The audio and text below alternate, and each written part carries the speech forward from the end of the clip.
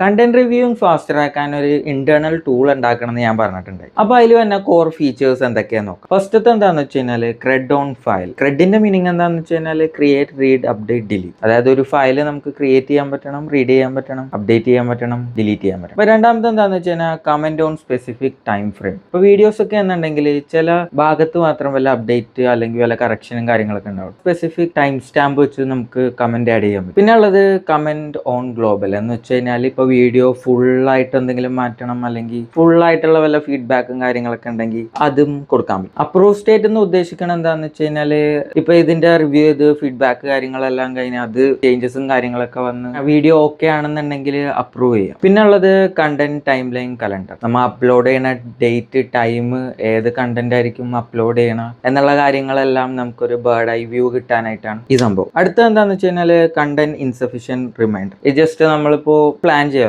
ഈ ദിവസം റീലായിരിക്കും, ഈ ദിവസം പോസ്റ്റർ ആയിരിക്കും, അല്ലെങ്കിൽ വേറെ ദിവസം വേറെ എന്തെങ്കിലുമൊക്കെ ആയിരിക്കും. അപ്പോൾ അതിനൊക്കെ കറക്റ്റ് ആയിട്ട് വീഡിയോ ഉണ്ടോ എന്നുള്ള കാര്യങ്ങളെല്ലാം ഒന്ന് ചെക്ക് ചെയ്യാനായിട്ടുള്ള റിമൈൻഡർ. പിന്നെ ഉള്ളത് ഒതന്റിക്കേഷൻ. കറന്റ് ഈ ആപ്പ് ആകെ 3 പേരെ യൂസ് ചെയ്യുള്ളൂ കറന്റ് സിറ്റുവേഷൻ. ഇനി ചിലപ്പോൾ വേറെ 3-4 പേരും കൂടെ കൂടിയേക്കാം, ബട്ട് ഫോർ നൗ 3 പേരെ യൂസ് ചെയ്യുള്ളൂ. പിന്നെ ഇതാണ് ഇതിലെ ഏറ്റവും ഇമ്പോർട്ടന്റ് ആയിട്ടുള്ളതും ഈ ആപ്പ് ഫ്രീ ആയിട്ട് റൺ ചെയ്യാൻ ഹെൽപ്പ് ചെയ്യണതും ആയിട്ടുള്ള സംഭവം. അപ്പോൾ ഇതിനെക്കുറിച്ച് ഇതെല്ലാം പറഞ്ഞു കഴിഞ്ഞിട്ട് പറയാം.